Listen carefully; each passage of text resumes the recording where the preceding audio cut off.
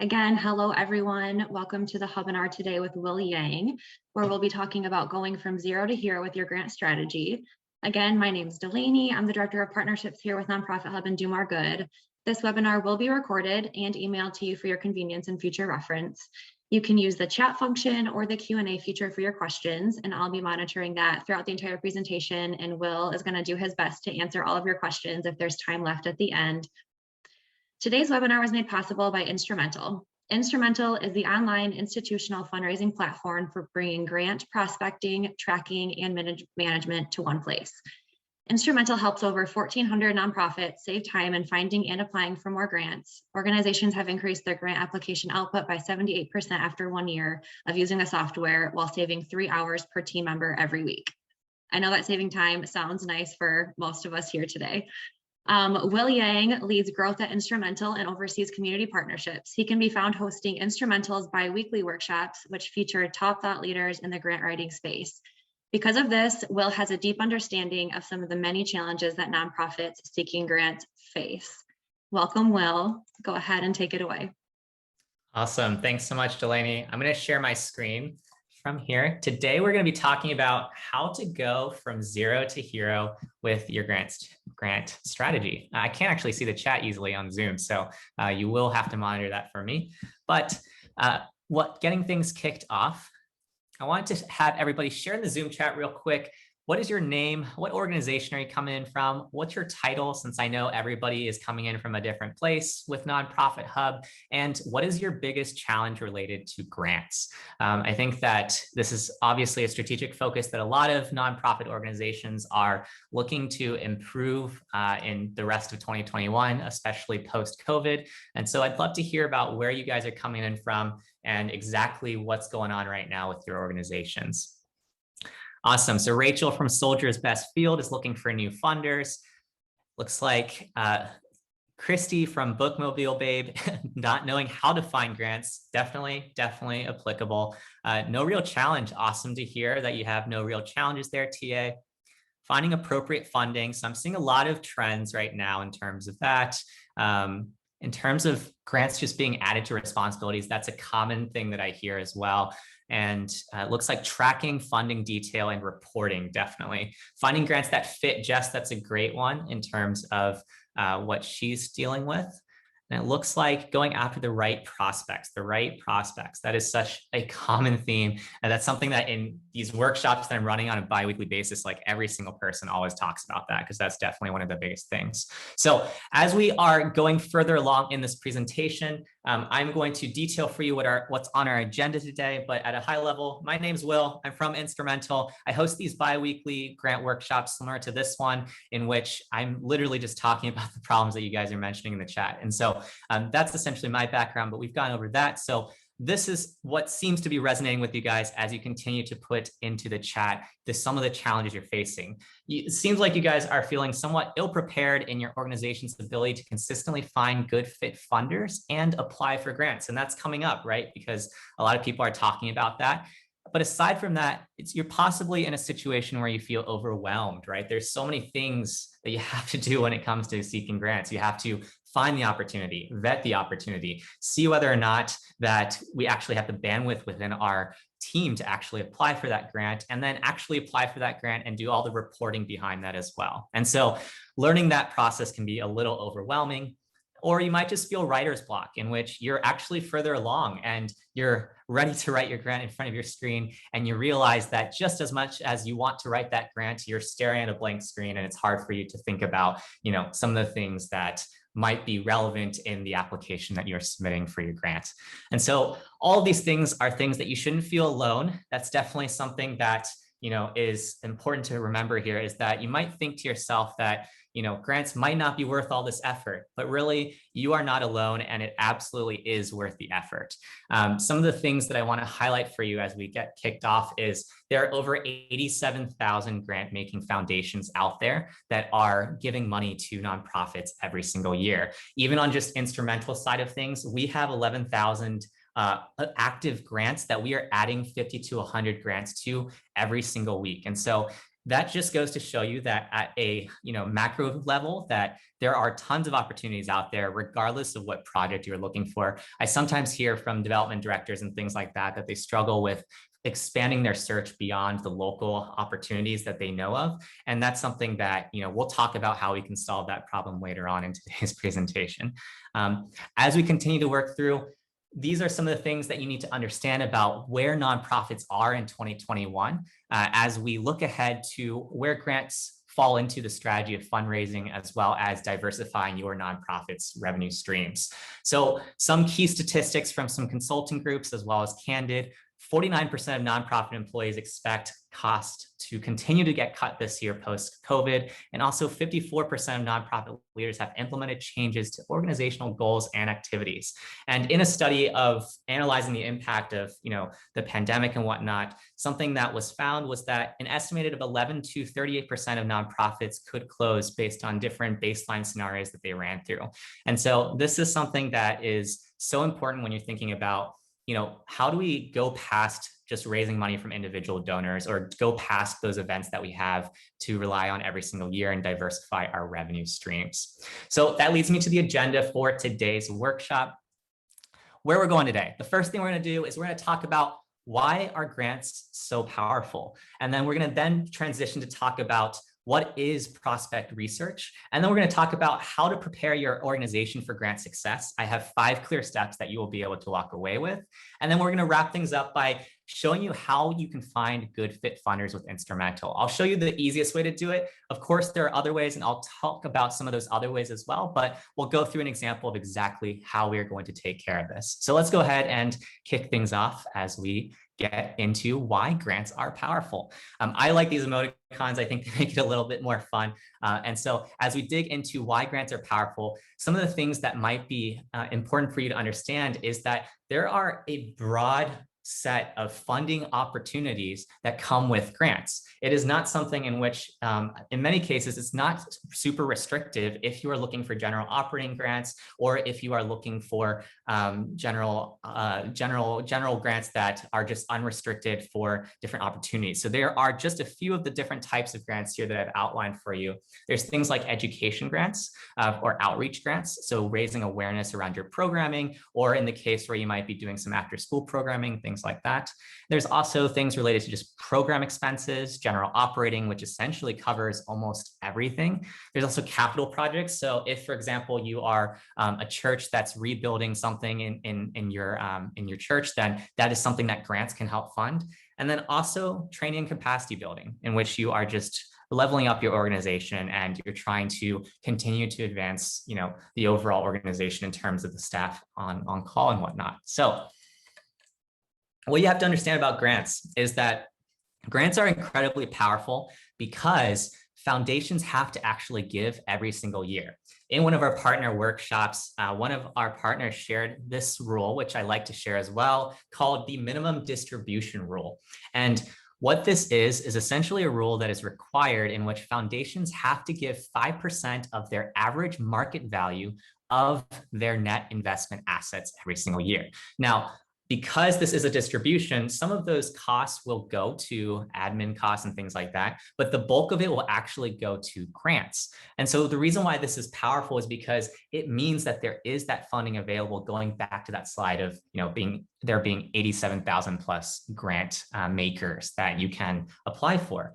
And so one of the things that you should be looking for as you are working your way through different 990 reports, as you're thinking about, how can I potentially find these organizations that will have enough money to give, is to look at their 990 report and then look at their key assets. And then what you can do is you can just take 0.05, which represents 5%, multiply that number by the assets, and that will give you a ballpark of how much they will be giving that particular year for grants. And so as you can see in this example, I've actually pulled this example out from Instrumentl. It's the New York Community Trust. And so what you can see here is that in this situation, this organization with $2.9 billion in assets would be giving around $146 million in grants using the 5% rule. And as you can actually tell in that second line there with the total giving, they actually gave a little bit more than that in the past year. And so in the 2019 year, they gave $173 million.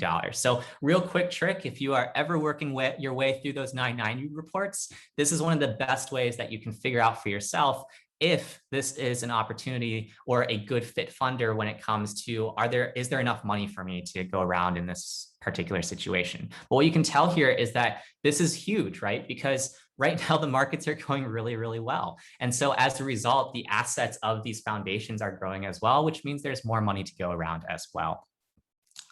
The other reasons why grants are so powerful, though, is because many foundations are actually very consistent in their giving. Something that I notice when I am going through different foundation pages for past awards that they have granted people is that there are multiple year horizons in which they are funding different organizations. And so something that you should note as I'm having these conversations every single week with development directors talking about the grants that they've been winning at a local level is that they've been holding some of these local opportunities every single year consistently. It's been like the past 5-7 years. And so what that should cue into you is that if you're able to establish grants as a viable channel for you, then that's something which you can consistently work that into your budget when it comes to where you're going to source your revenue from. And so I noticed that a lot of patterns in which foundations, once they establish a relationship with you, they will love to continue that relationship as you continue to make an impact in your community. The other thing that I really like about grants versus something else is that grants can be really systematized, right? It's systemized. So there are clear steps that you can always take when it comes to submitting grants. We're going to go over a couple of the steps that you can take when it comes to taking that first step so you can go from zero to hero like the presentation's title. And then the other thing is that grants can help organizational accountability. So I think grants are a lot more powerful than some more conventional other sources of nonprofit funding, just because you get immediate feedback loops as to whether or not the things you are doing are actually driving the impact, because you have to report those things in many cases for these grants in order to renew them the following year.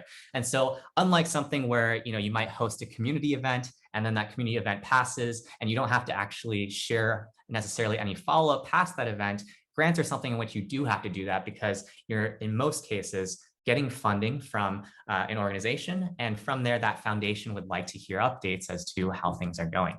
So that is some of the high level in terms of why grants are so powerful. Now that we understand why grants are so powerful, I want to dig into exactly what is prospect research. What are we looking at as we work our way through prospect research? And then, go into some steps we can take to prepare organizations for prospect research. But as we do so, if you are starting to understand the power of grants, I want you to leave in the chat, either what your situation is or what you're thinking about as you are, processing what I just went over in some of that data. I'd love to hear from you guys, and we'll definitely bring up if you have any like follow-up thoughts and things like that in the Q&A section. So let's go ahead and go into what is prospect research as we transition here. And we're going to talk about specifically the context within grants. So prospect research is a broad term in nonprofits, but prospect research in the context of grants is really finding, assessing, and qualifying public, private, and corporate foundations to pursue more strategic and planned giving. So in this chart, what you can see here is there's this little pinwheel, it's going around, and essentially this is the typical grant life cycle in which you are generating your idea, finding your funding, developing your proposal, submitting your proposal, and then managing your award. So like I said before, as you are starting to work on your programs, you are naturally going to be looking for ways to find funding. This is what prospect research is, finding funding. From there, you will work on your grant proposal. Then you will submit that grant proposal. And then should you win, you will manage your award and do that sort of reporting from there. So what this is in terms of prospect research is this section right here on finding your funding. The reason why prospect research is so important, I like this quote from Network for Good, ABCs of Prospecting, which is Virtually every nonprofit has high capacity donors hiding in plain sight. A whopping 40% of donors in a recent study admitted that they could give more than they currently are. Our job as fundraisers is to identify those prospects so that we can start moving them up to greater levels of giving. This reminds me of in one workshop of ours, we had somebody in the audience who essentially realized using Instrumentl, they looked up the foundation profile of this organization that they had been volunteering for the last 5 years. And they realized that they actually gave grants. And they just knew before that, they were an organization that made an impact in the community, but they didn't know anything about the grant side of things. And so it was literally from looking up that profile that they were able to recognize that they could just continue the relationship they already had with that foundation and start asking for grant money. And so this is a perfect example of how they're hiding in plain sight. What information is available on funders? So there's a lot of information actually out there that's available on funders. I know that a lot of people, when they come to us, they're not really sure what sort of information is important or relevant. And so what I've put on this slide are some of the things that I think are most important as you're starting to assess fit and fit of funders. So one of the first things is just like key stats on assets and giving patterns. So you'll notice, for example, right, that we just looked at the assets and giving patterns at the highest level for that organization, but you can actually look at that over a multi-year time horizon as well. Pretty much every foundation will submit that 990 report to the IRS, which allows you to identify and work backwards from those trends.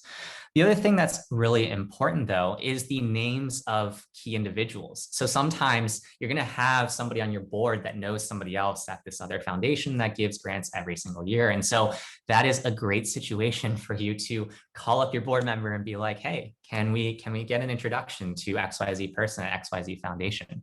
The other thing that you'll notice is just the giving trends and cycles over the years. So there's tons of different trends that you can identify. But when I'm working with different development team members and grant writers with their grant process, what I tell them to do is I tell them to look at the past grantees and find what sort of projects were funded so that they can see where there's overlap with the sorts of programs and projects that you might also be looking to look for as well. Because the theory behind that is, why would I even bother looking for just every single organization that might be funding any general purpose when I can actually zero in on the ones that have pre-existing histories of giving to organizations like mine? And so that leads me to that other point on geographic areas of focus. Some foundations only like to fund certain areas. And if you can quickly tell that from the high level view of whatever data source you're referencing, then that can save you the time of potentially spending a few hours writing a grant proposal that's not going to go anywhere because maybe you're in Texas and they fund everybody in California.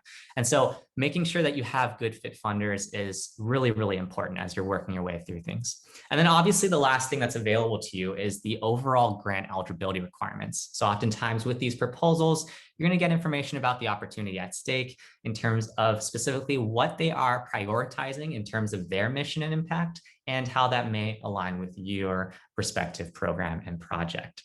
So as you're working your way through things, you may find something along these lines. This is a digitized version of a 990 report on Instrumentl.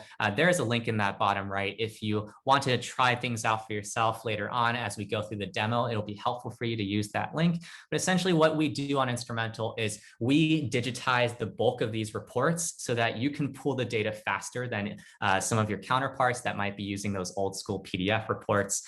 Because what you can see here is you can see those key trends in terms of assets and giving. You can see contact information, key people, and you also see this beautiful map of the US, which shows you past grantees. And what you're able to do here is you're actually able to quickly filter by state. So if, like my example, I was that nonprofit in Texas and I wanted to filter here and I saw that they actually had prevalence in California. That's actually really funny that this is the exact map because I did not plan that. But what you'll see here is that you can actually cut down by the different purposes as you're working through the 990 reports.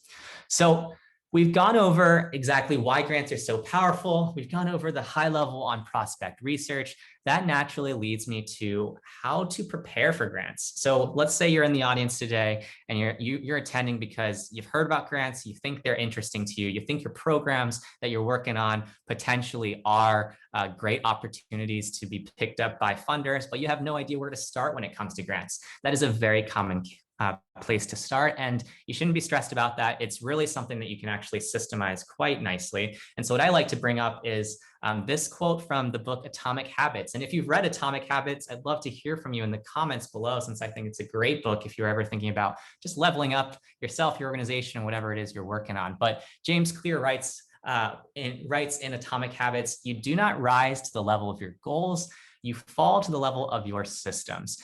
Your goal is your desired outcome. Your system is the collection of daily habits that will get you there. This year, spend less on focusing on outcomes and more time focusing on the habits that precede the results. So this is so important, right? Because a lot of times when I'm having conversations with development directors, they love to say like, our goal this year is, to 2x our grant money. And then I ask them specifically what they're doing to get there. And they're like, I don't know, that's why I'm coming to you. But that's not exactly the best place to start, right? It starts with the steps that you can take to prepare your organization to be grant ready. And that is something that takes some time. It's something that it's okay for it to take time as well. I think that, some executive directors and development directors push themselves to, do it in a day or so, or do it in a week or so, but that's just not a realistic timeline. And so something I want you to think about as I go through these steps to take is I want you to understand that the steps I'm going to share here are steps that you can take your time on. You don't necessarily need to just go out and be like, email me a week from now and be like, well, I did it all. I'm ready to go. Let's go grants, right? And so this is something in which, as you are getting organizational alignment, it is really important for you to think about how to do it intentionally and methodically so that you build a collection of habits that prepares your organization well for grants. So let's go into how to prepare for grants, some of the tips that I have for you here, and then we'll go from there. It's awesome to hear that some of you guys have read it in the comments below as well. Awesome. First step when it comes to preparing for grants is to make sure that you are discoverable. I can't tell you the number of times in which nonprofits are still working on their website. It's really hard for them to kind of piece together a page for their mission, a page for their impact, a page for just like their history, for their organization. And so the key questions I want you to make sure that you are able to answer when it comes to preparing your organization for grants is it clear within a minute of visiting your website what your mission is and how you will measure your impact? If that is not clear within a minute, you need to redo your homepage, all right? And the reason why is because so what's happening this year actually is more foundations are digitizing their 990 reports. The IRS is mandating that, and more organizations are essentially moving to more streamlined processes. And so naturally, when they go to the evaluation criteria as well, they also take into account these sorts of profiles of how easy it is to find information about the organization, as opposed to just the things you've written in your grant proposal. So making sure that it's really clear what your organization is doing and how you measure your impact is super important in terms of preparing yourself. And the second thing that I think is really important as well is to find detailed case studies along with your contact information. So aside from just having contact information for your organization, do you have a couple highlights as to what some of the major programs that you are potentially going to be using in your grant proposals, the impact is in your community? And if that's not clear, how can you make it more clear? One of the organizations that I worked with recently, they just were revamping this with their case studies because they needed to essentially measure the impact of what last year's funding came in for grants related to COVID funds. And so they wanted to prepare themselves for what it looks like post-COVID. And so having these sorts of things in place is really, really paramount as step number one. The next thing you want to do, though, is you want to also ask for your board or your community's help. I think that a lot of times when people are trying to look for more grants, they try to do it all themselves because we all are the sorts of people that think that we would rather not ask for help if we can, right? And that's something that I think is a mistake because a lot of times there is help at a closer level with low-hanging fruit just nearby. And the easiest way that you can do this is literally to ask for referrals. So oftentimes I think of grants from the standpoint of 3 layers in which you first want to start at the local level, then build to the regional, and then build to the national. Because what the local is going to do is it's going to prepare you so that you have some general proposals in place that you can then use at the regional based level. And then from the regional based ones, you'll then be able to level it up to the national level. And so a lot of organizations that are coming to us at Instrumentl are organizations that have potentially fleshed out some of the local opportunities, and they're struggling to find more regional and national opportunities. But because they've already done a few local grants, they know the general mechanics of how grants work. And so as you're working your way through preparing your organization for grants, what I want you to do is I want you to ask your board for different suggestions as to foundations that they might be connected with. Ask for just introductions to learn more about what those foundations are focused on. You don't necessarily need to ask for funding right out the bat. In fact, oftentimes it's just starting an initial relationship, because you never know a year from now when you might be ready for that national level, how helpful it'd be that you already are in connection with the persons or the persons that are important at that national level.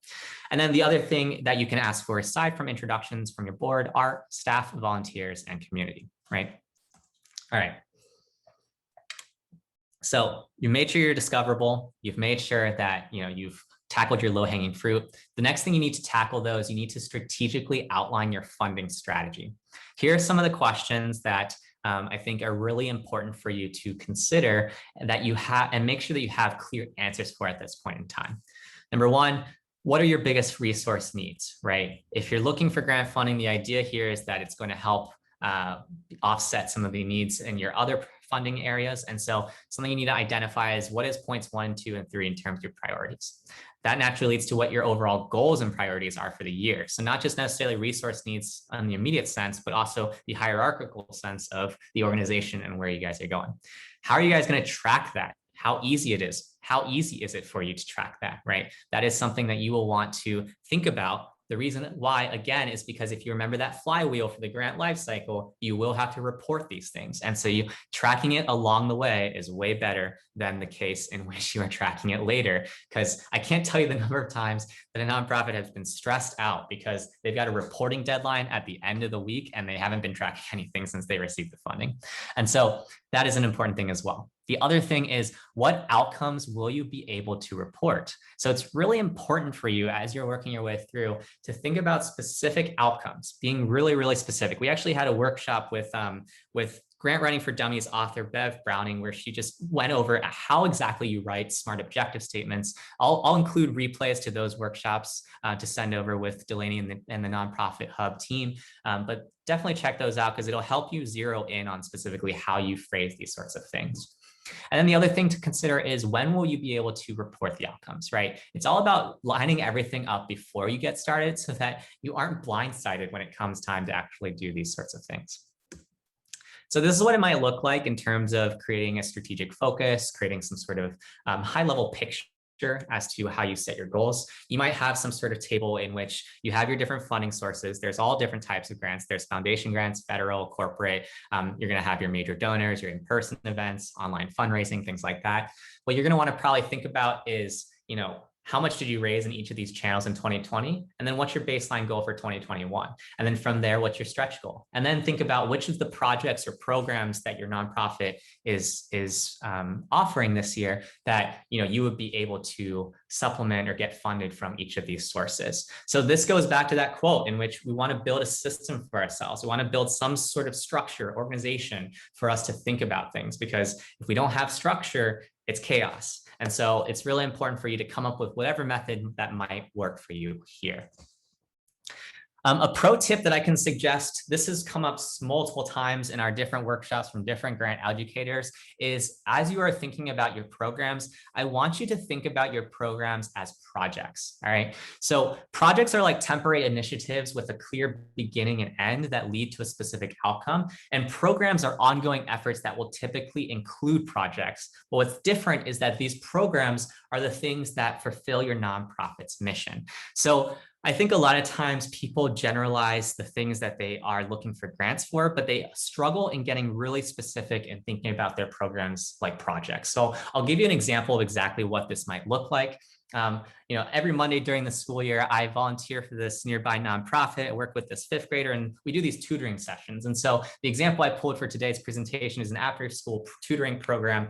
And the problem that this nonprofit might have is getting sufficient funding for general operating expenses. All right. So this is a problem that they're going to face year in and year out, obviously, in terms of fundraising. But instead of just putting that as their general thing that they're looking for. Hey, we're looking for funding for general operating expenses. You can position it from the standpoint of a project with clear goals, right? So what you can see here is I have given 2 examples of how you might position your program as a project. The first one is doubling capacity of weekly online tutoring programs. And the second one is maybe a reading drive to gift a book to every student twice a year. So what's clear when I reposition it is instead of just saying I need funding for general operating expenses, I'm being specific as to what the clear outcome is in terms of what is success to us when it comes to applying for this grant, and what does it look like in terms of specifically what this money is going to be going for. So when you are being more specific, it will make it easier for you to write your grant proposals as well, because what's going to happen is your funders will also recognize, oh, like they understand that there is clearly a beginning, middle, end here with our funding goals. And so like it is easier for them to fund you than just to fund you because you're looking for funding for general operating expenses. It's not specific enough. So being really smart with how you position things is really, really vital here.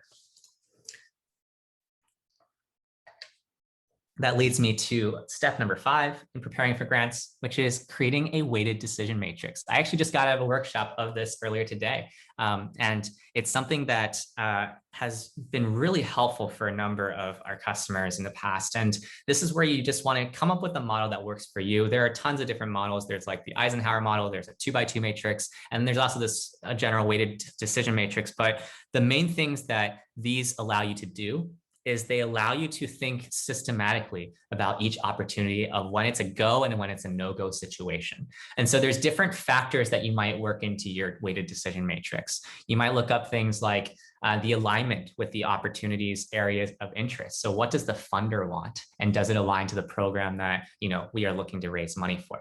You might also look for something like the number of past grantees, right? If, like I said earlier in the example, if I'm in Texas and they're funding everybody in California, I probably should not pursue that opportunity in terms of using my time effectively. You might also want to look at the award amounts. So the reason why that's helpful is because it'll tell you how you get closer to that baseline goal or that stretch goal in your table, in which if you know that 20% can come from this funder, then you might prioritize that funder as opposed to the one that's only going to give you 5%. Also thinking about things like estimated time to complete the grant proposal. Is there enough bandwidth within our team right now to actually pursue this opportunity? And then the competition relative to other opportunities, right? And so if, for example, I am in Austin, Texas, I find a foundation that's also based out of Austin, Texas, I'm probably going to weight that foundation a lot higher than the one in California, just because if they have an affinity towards Austin, Texas, I'm a high probability for getting a funding from that particular foundation. And then obviously the last consideration that you might work into your decision matrix is existing relationships, right? We went over that. We went over how to ask for that and how to go from there. But essentially that is a really important thing to consider. So something that came up in the chat along the way was, how do I find good fit funders? What do I do? I'm struggling, right? And that is a common challenge. You don't have to worry about that though, because essentially, my slides are moving. Essentially, what you can do is you can use Instrumentl to find that. However, there are some alternatives, and I want to give you some avenues that you can clearly use from here. There's Google, ProPublica, Listservs, Charity Navigator, and there's also GuideStar Foundation Directory online if you're looking for other opportunities. It is not uncommon, for example, for some of our 1,400 plus customers to also use Foundation Directory in addition to Instrumentl. And that's just because everybody that has different programs will always be able to find different opportunities from different databases. But I'll tell you specifically the reasons why Instrumentl is the easiest to use. The first reason why is because it is built specifically to bring grant prospecting, tracking, and management to one place. So if anything I've gone over today feels like it's a lot of work, then we are the ones that essentially take some of that lift off of you. As was mentioned in the beginning, we are the institutional fundraising platform. So it's not uncommon that I hear from some people that I talk to on a regular basis how they're using like Salesforce for their CRM for grants and trying to hack some sort of CRM to help them with their grant management. But the challenges that they often face is just that none of these CRMs were actually built for grants. And so as a result, the adoption in their teams is really low as to the people regularly using the CRM for tracking their grants. And so what's the point of using something if you're not actually going to use it. And the second reason why Instrumentl is really easy to use in terms of setting everything up is it only shows you active public and private funding sources for 501c3s. So if you use Google, if you use, some other databases and whatnot, you might come across the case in which you have to sift through inactive opportunities in order to find the ones that are good fit funders. Whereas on Instrumentl, you only see ones that are actually open for application and that you can start working on today. The other things that you'll see are 990 reports and foundation reports. I'll show you an example of that as we jump into the site. And what's really one of our secret sauces is the unique matching algorithm, which will show you specifically good fit opportunities for your projects. We'll also take care of some task management for you in terms of the upcoming deadlines you have coming up. If, for example, you are used to spending any time in your week double checking if any of your foundations that you're applying for have changed the grant deadline, we do that automatically on Instrumentl. So we remove the time that you have to put in your calendar for that. So like was mentioned at the beginning of the workshop, on average, we save each team member 3 hours a week and increase grant application output with their customers by 78% after a year of using us. But rather than just tell you about how interesting it is, I want to show you how easy it is to use Instrumentl and then set up a project. That way, as you guys are signing up with the link that we'll provide for you guys, that you can also quickly understand what you're working through on Instrumentl. So I'm going to see if I can find somebody from the chat that might be interesting to pull in a real example. Or if you didn't chat in earlier, it would be great for you to chat in, what your organization is doing and what you're looking for. It looks like Lori was something related to housing. So I'm going to actually do that. Let's go ahead. I'm going to go ahead and actually create a project for myself here. Let me see if I can edit a project, and then I will make a new project and call it for Lori. All right. This is going to be Lori's project. We're going to do it live. So as we select the user here, what I'm going to do is I'm going to call it Lori's Awesome Project. And what you'll do once you create your Instrumentl account is you will go through the same flow, select nonprofit. Once you select nonprofit, select whether or not you want to see faith-based organizations. I think a few of you mentioned that you're related to some faith-based organizations, so you would select yes in that case. And then once you go to the next section, it looks like she did not mention where she's based out of, but in this case, I'm going to just go ahead and choose. I've been using Texas a lot, so maybe I'll go to California now. California, let's say we are in Marin County. That's where somebody on our team.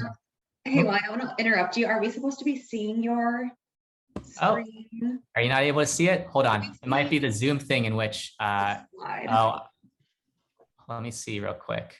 Let me see if I can change. I think what's happening is I'm on full screen on different people. And so let me share the other one. Can you see now? Yes, no? Yes, sir. We can see it. Yep. Awesome. All right. Sorry about that. I always forget with the full screen that you have to go over one because it's like technically another screen and it's not the same screen. But I'm sorry to interrupt. No, no worries. No worries. I appreciate it. Awesome. So what you can do is I set up Lori's awesome project here. I'm going to show what was not being shown. And then, yeah, I will start from the beginning, Wilson, for sure. All right. I'm going to actually just start from the beginning. Sorry for that. Let's go ahead and create a project together. Left-hand side, we're doing it live. Select user. I'm going to call this Lori's awesome project. I am selecting nonprofit. And then from here, like I was saying earlier, if you're faith-based, you would select yes, otherwise no. In this case, I'm going to go ahead and go into Marin County for California. So I'm selecting California, and then I'm selecting Marin County. And then as I do this, what's nice, like I mentioned about Instrumentl, is that we do the searching for you. So here, one way I can do this for Lori is I can just search house or housing, right? I can start typing that in and I can see some interesting related fields of work, but also I might open up that section for community and human services and see what other work there might be in terms of some related things. And so Basic human needs could be one of them. I think community services is something that I've worked through with some other housing organizations. And essentially what we're looking for as you set up your project is you're looking for anywhere between 5 and 7 fields of work is a great place to start. But otherwise, it will support up to 10 in your search when you're working through this. So this is something in which I have 4, I believe. And so I might select one for minority services since sometimes the housing groups do that sort of related work as well. And then from there, I might go ahead and update these 5 fields. From here, I'm going to go ahead and choose what size grants we're looking for. Remember when I talked about criteria to think about in your weighted decision matrix, this is something in which maybe you decide, hey, we're a small team and we want to make sure that we're using our time well. So I'm going to only look at the ones that are maybe a grand or more because anything smaller just isn't worth the time for our small team to work on. And this, you'll notice, is very familiar to the beginning of this presentation in which I was sharing the different ways that you can use grant funding. So in this case with housing, it's probably going to be program and general operating expenses, but there might also be some capital projects involved if we might think about that. And then from there, when we click the save and exit button, what's going to happen is Instrumentl is going to do an initial screen based off of the project that we set up here. And we're going to output all the matches that relate to Lori's awesome project here for housing. So as the page refreshes here, we're going to be redirected to the matches view. And that is going to show us all of some of the good fit funders that Instrumentl has been able to identify for us. And so this is something which once every single week, we will send you an email update that says, hey, Lori, here are the new grants that fit your awesome project. And that is really nice because as opposed to you having to go into Google each time and look for something, then, obviously we're taking care of that initial screen for you. So you can see here, we have found 178 grants for Lori, 87 foundations, 56 corporate grants and 9 government grants. If I click that Let's Go button, you will see all the information here is in one place. So what's cool about Instrumentl is you can filter everything. So we selected 3 different funding uses, but we can actually filter down for any of these as well as by funder type. And then what you'll also notice is on the right-hand side, you see this beautiful breakdown as to why we are showing you this information. So this is something in which you can see past grantees are coming from California. So as I'm thinking about, hey, is this a good fit for me? Potentially, but the way I could find that out is by literally clicking this View 990 report. And this is that digitized version of that 990 report we saw early in the presentation where I can see this organization's giving profile. We can see their giving trends over the years, as well as where their past grantees are coming from. So if I want to filter this, so the old school approach is, hey, I'm going to open up one of these PDFs and I'm going to scroll through this. But the new school approach is take this drop down, click California.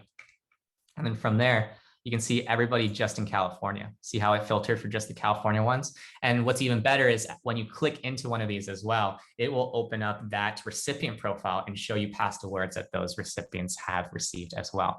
And so that is super helpful when it comes to quickly finding out whether or not it's a good fit funder. It saves you tons of time. And what's nice about this is that we also have tracking capabilities. So aside from all of this in terms of, the breakdown, the predicted deadlines that we also take care of for you, in which you can see here how we're showing you predict deadlines even before the foundation has put their formal date. The way we're able to do that is we essentially look historically of what the deadline has been even before the deadline has been finalized.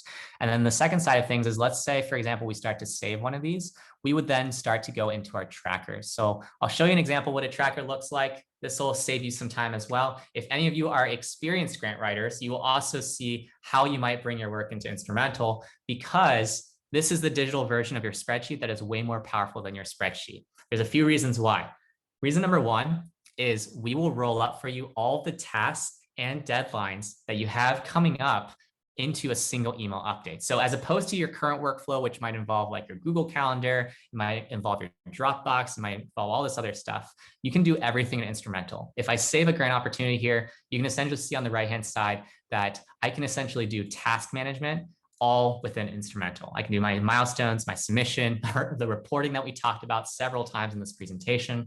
And then we can also choose who to notify and when, right? And so everything is here because when you're ready to upload that final proposal, it's all here. Like your final proposal will be saved here. The funder information will be saved here as well. And so why is this really powerful? Why is this so important? Well, it really goes back to that quote from Atomic Habits. You fall to the level of your systems. And so if you don't have a clear system for organizing your grants, I'm sorry, but it's not really realistic for you to say that you're going to scale your grant strategy in a meaningful way. And so that's something that Instrumentl can take care of when you are working your tracker.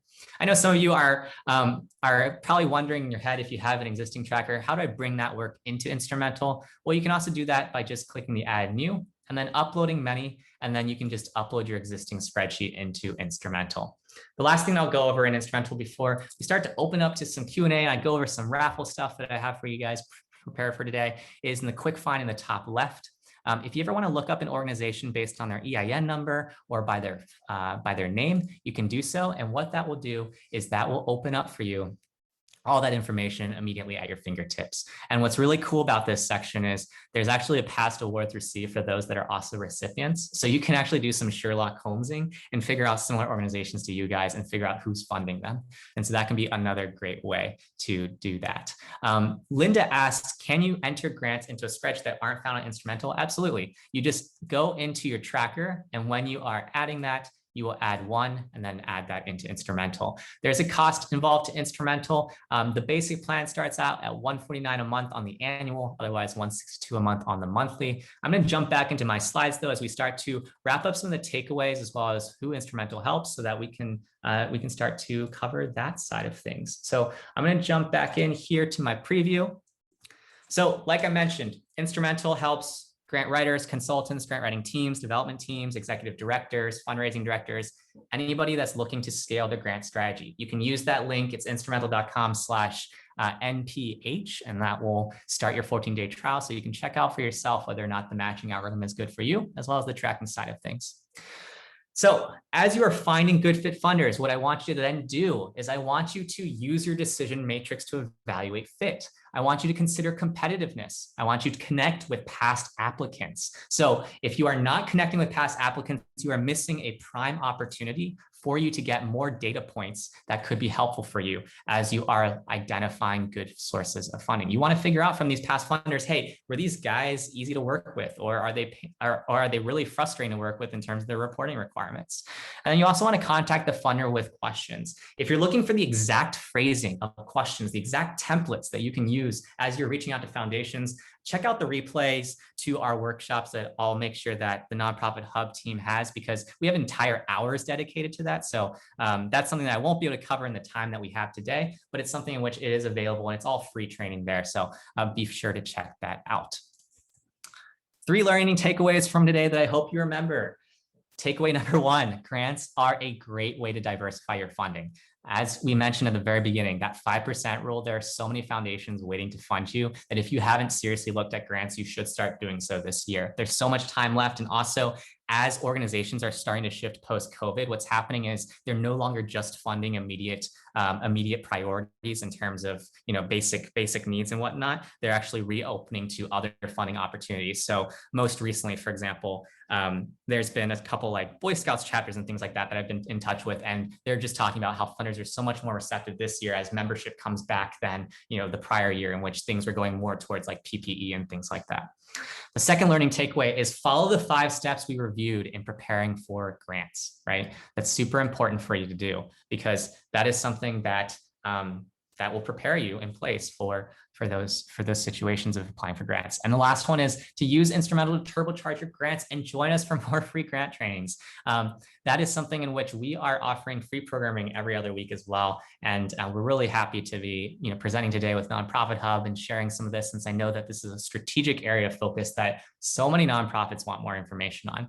So be sure to check that out. Following up with me, if you want to follow up with me, you can send me an email at will@instrumentl.com. You can obviously visit us at instrumentl.com. You can save $50 off your first month with the code NPHubinar. We work with all nonprofits, so there's no discounts for nonprofits because all of our customers are nonprofits. And so that is our pricing there. And then in terms of what we're raffling for today, I am going to include a link in the Zoom chat that you can use to follow up. And then we'll also send this in the follow-up as well. But essentially, we're raffling away a 1-month subscription to Instrumentl. So if you do the actions by the end of tomorrow, you can do any of the actions. Essentially, it's either creating an Instrumentl trial account, completing the webinar feedback form, or sharing on LinkedIn or Twitter and tagging NP Hub as well as Instrumentl, what you learned today. And then I will coordinate with the Nonprofit Hub team to announce the winner and whatnot in terms of in terms of that. But other than that, appreciate you guys for tuning in. And yeah, we can open it up for questions, and also make sure that I can get that link in the chat as well, since I don't have it immediately on hand for myself. Thank you, Will. There are a couple questions, and I'm kind of noticing a trend from our audience that a few of them are from organizations that are new. They're brand new to getting funding. They might not have anything. Do you have any specific recommendations for teams like that? Yeah, my number one recommendation at that point is to first figure out where you are at in your programming, because what I would say is that like most organizations that we've worked with that are ready for grants typically are past the point of 90K in revenue. So it's typically something in which they have at least one person full-time working on the nonprofit. And it's something in which you have to have the capacity in place, because if you don't have that in place first, you should just focus on getting the infrastructure in place for your organization before you start pursuing grants there. Because I would say that grants are probably not a good place to pursue when you're that early stage. Early stage nonprofits struggle with getting funding unless they're local based, because the national levels and like the regional levels will typically be looking for some more established organizations with a track record to fund with their funding. So that's what I generally say is actually, I would recommend that you potentially look to other avenues in terms of traditional fundraising, then go to grants immediately when you are still in that small stage of nonprofits. Okay. And then another question that we had, I know that you've mentioned, you know, obviously you showed the United States and you talked about like the local, regional, and national grant availability. Do you do anything outside of the United States on Instrumentl specifically? Yeah. Or? Yeah, that's a great question. We specifically focus in US-based 501c3s. We do have some coverage in Canadian nonprofits. However, it's not going to be super extensive there. Most of our bulk focus is in the US at this time. Mm-hmm. Okay, any last minute questions? I think I might have covered a lot of them. We'll definitely try to make the slides available in the follow-up email to you guys. You'll also get the recording. And if we figure out that we miss any other questions, we can definitely try to fit that in our follow-up email as well. But maybe I'll just give it a couple more seconds and see if anyone wants to throw any last minute questions in there. But yeah, I'll get the link in there too, in case anybody that's live wants to go to that link too, if they don't want to wait for that. Here's that link.